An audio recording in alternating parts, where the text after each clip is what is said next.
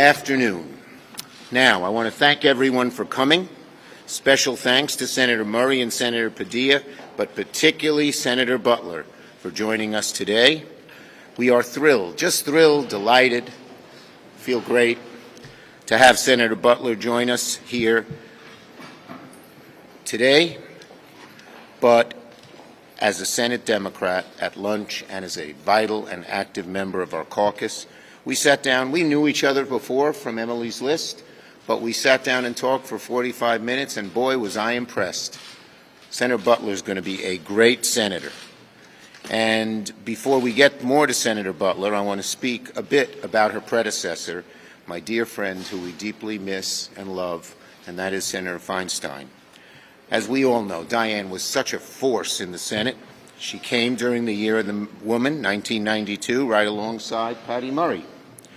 Dianne's work extended far beyond the Senate floor, as she gave a voice, a platform, to women throughout the country for decades.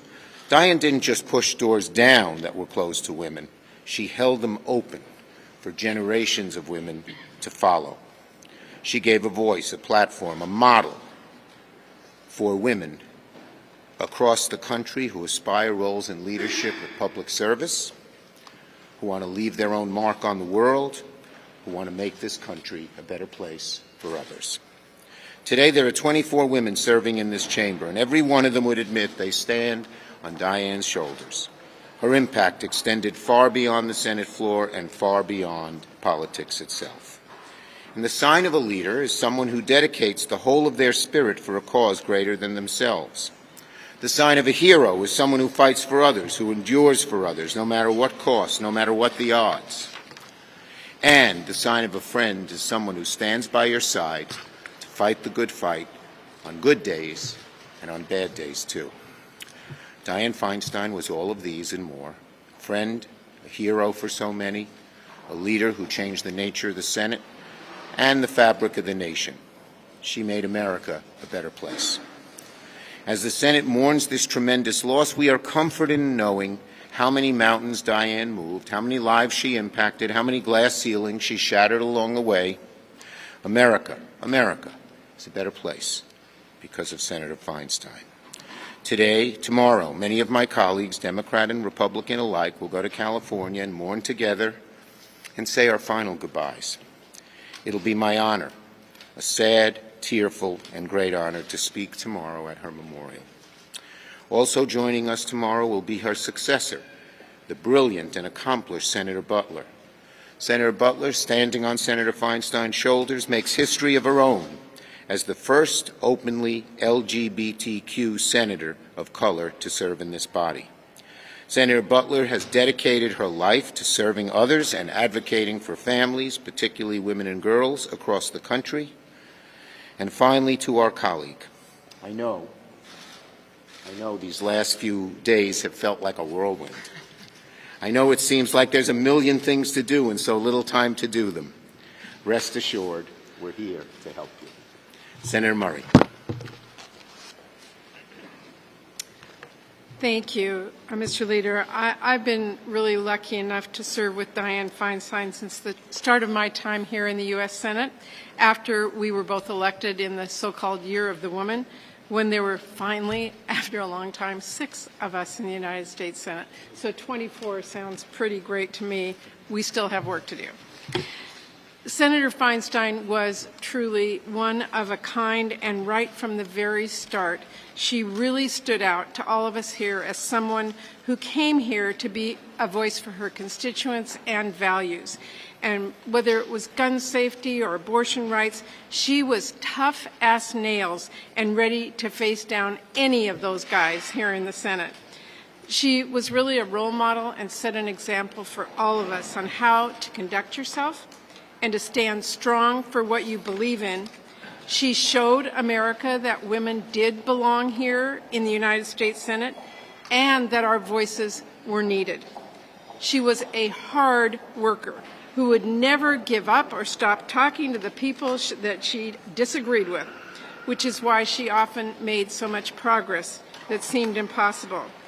And she was someone who read every single brief and asked really tough questions to stay on top of some of the most complicated issues in foreign policy, which is exactly why when Diane spoke, we all listened.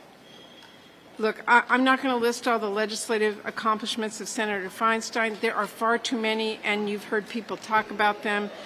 But what I think the American people should know is that Diane did really big things. It is not easy to make a difference in Congress. And of course, no bill is the sole accomplishment of any single member.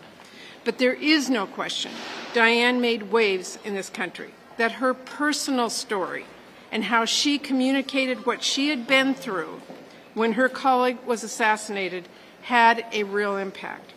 There is no question she absolutely changed the culture and the conversation around gun violence to get the assault weapons ban passed. And whether it was that or standing up to the CIA to shine a light on the inhumane use of torture, Diane never backed down. And she made waves. She changed the conversation and the policy. I mean, Hollywood made a motion picture about her. But I don't want it to get lost that Diane was so much more than an icon. She was a dear friend to many of us here on both sides of the aisle. She was so quick with a thoughtful gesture or a sympathetic ear, a kind word, or a generous gift, like the pictures she drew of those flowers, shared with several of us, and I'm so proud to have one hanging on my wall. That personal touch is something that made you feel seen and heard and supported when you most needed it. She was the most gracious and elegant woman. And then in the next minute on the Senate floor in a committee hearing, she'd be fiery and tough. That was Diane. So as we start to celebrate her legacy tomorrow, I want her family and her staff and all of our constituents to know how much she was appreciated and loved, and our support is there for them now. Senator Feinstein will be deeply missed and long remembered. And today I'm so proud, as we turn the page on that history, that we begin another page here with Senator Butler. I'm so glad you're here. Welcome to the United States Senate. We know you're going to make California proud and make your difference as well. Thank you, Patty. Good afternoon, everybody. I want to thank Senator Schumer for inviting me to join him in honoring the legacy of, for me, a friend, a mentor, and a titan of the United States Senate, Dianne Feinstein. It's impossible to overstate the impact she's had on California and the nation. You know, for generations of Californians, she was the one that we turned to for leadership and for comfort, whether it was in times of conflict or crisis or not. Everyone recounts how she was always so prepared, so put together. You've been hearing stories over and over and over again. But I think I understand why. You know, as a first, I know the pressure we often feel of sometimes having to work twice as hard, hoping to attain half the respect when you're the first. And if you think of the many firsts that Senator Feinstein represented, the first woman to serve as mayor of San Francisco, the first woman to chair the Senate Judiciary Committee, to chair the Intelligence Committee, and the longest-serving female senator in our history. That explains a lot, but she always had that toughness and that grace at the same time. I've shared stories of what it was like working for her. So whether you work for her or not, or heaven forbid you might have squared off with her, you knew all too well that she'd do what it took to win.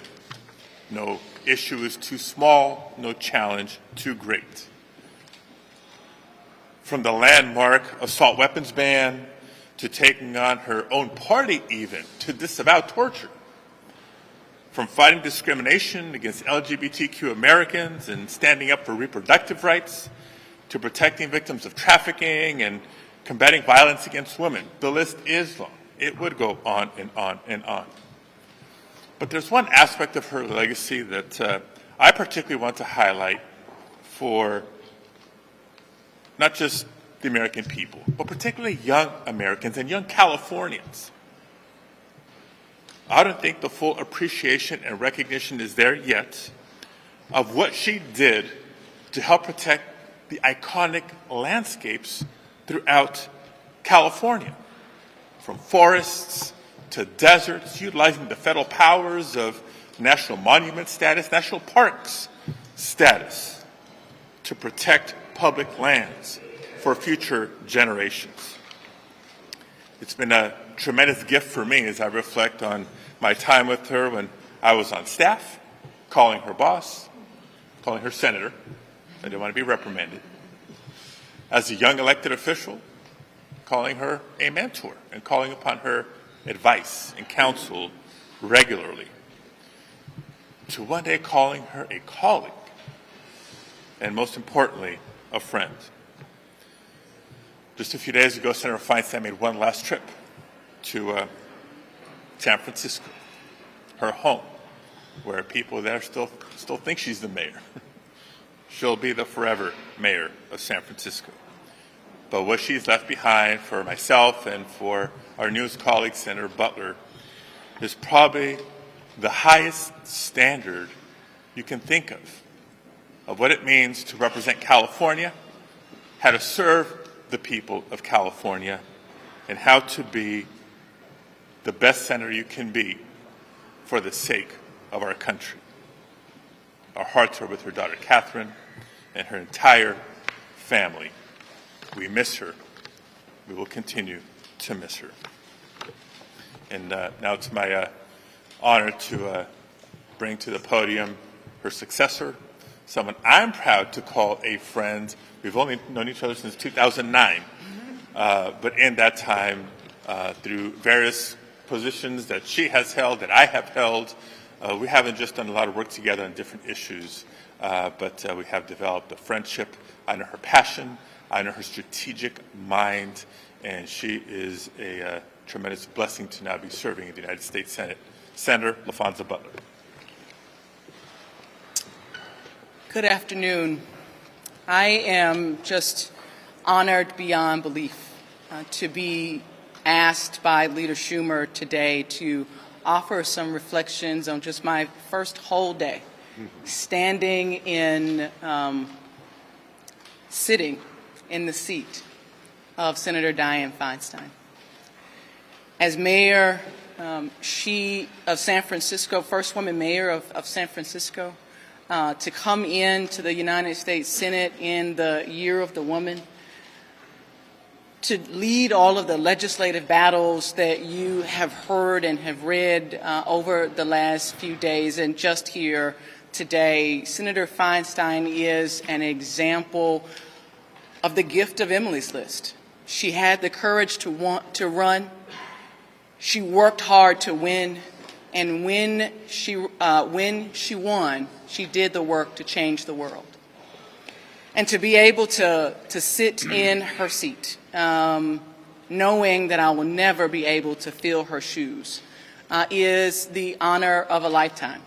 I remember when I first met Senator Feinstein, 2009, in her district office in San Francisco. She was convening stakeholders to talk about some important issues relative to immigration. And she brought us a group of community leaders and labor leaders into her district office. And the first thing that she did was not tell us what was going on in Washington. She didn't tell us the role she was playing in negotiating language or bills. She asked us how the community was feeling. And every story and every interaction that I have had with Senator Feinstein before her passing and even since has reminded me very much of her approach to the work, starting with the people of California. It's definitely the example that I intend to have learned from and want to offer my colleagues on behalf of the legacy of Senator Dianne Feinstein. Thank you, Leader Schumer, for inviting me. Thank you. You're going to do great. She is the greatest already. Thank you, everybody. Now, my colleagues have to go, but I'm going to say a few words about what happened in the House. Okay? So, we all know there's quite a bit of history being made on the other side of the Capitol as well. Unfortunately, not the good kind. Yesterday, a small band of MAGA extremists plunged Congress into pandemonium. For the first time in history, the Speaker has been removed from his position at the hands of radicals that he empowered from day one. What happened yesterday is a failure entirely of the House Republicans' own doing, a disaster years in the making, to the great detriment of Congress and to the detriment of the American people. Speakers Boehner, Ryan, and now McCarthy have all learned the same hard lesson. You cannot allow the hard right to run the House or to run the country, or you'll get chased out by that very same hard MAGA right. You cannot allow a small band of MAGA extremists, which represents just a tiny percentage of the views of the American people, to tell the overwhelming majority of Americans what to do. But, folks, Republicans' issues with MAGA extremism seeps far deeper than any single leader. MAGA extremism is a poison that the House GOP has refused to confront for years. And until the mainstream House Republicans deal with this issue, the chaos will continue. Now, I hope it's obvious. MAGA extremism is not good for the House Republican leadership, it's not good for Congress, and it's disastrous for the country. So let me say this to the next Speaker of the House, whomever that may be. Think carefully about what happened to your predecessors before trying to coddle the hard right. Each of your predecessors got burnt each time. I urge the next Speaker not to make the same mistake, not just for their own future, but for the country's. Whomever the House elects as Speaker will not be able to ignore the realities of divided government, no matter what the hard right demands. And to his credit, I will say this, Speaker McCarthy, both on shutting down the government and on default of the debt, at the end of the day realized he had to work in a bipartisan way to do what's right for America. Well, the need for bipartisanship will not change. We'll need bipartisanship to keep the government open. We'll need it to make life better for the American people, for the good of the country. I urge my Republican colleagues in the House to once and for all, accept the reality that bipartisanship is the only way out. I'll take your questions. Yes. The lead candidate, Congressman Jim Jordan, says he does not support further aid to Ukraine. Is that something that would concern you? Well, look, there's strong bipartisan majorities in both the House and Senate for aid to Ukraine. I've spoken to Leader McConnell. We're going to work together to get a big package done. And even in the House, you may remember, when Speaker McCarthy put $300 million in for Ukraine in one of the budget bills, there was a move by the hard right to take it out, and it was defeated by over 300 votes. So we have large bipartisan majorities in aid for Ukraine, and we're going to work to get that done. Yes, behind. You had a chance to hear from Bob Menendez last week at the Congress meeting. Do you believe he should resign or should he Look, when I read the indictments, I was both disturbed, deeply disturbed, and disappointed. Senators must rise to a certain standard, and Senator Menendez's actions are way below that standard. Yes, yes. In terms of just the amount of time that a speaker race would take and the fact that the Senate is going on recess, are you concerned that a government shutdown could be looming, especially if the House does not have a new speaker in the next couple days? Well, we're working very hard in the Senate to get things done. We have passed 12 bills out of committee, bipartisan appropriations bills, and now we are working to get those bipartisan bills to the floor of the Senate. Our staffs are constantly talking to one another, not just about these first 3 bills, about all of them, and we're going to work very hard to get those bills to the floor. Yes, back there. Yep.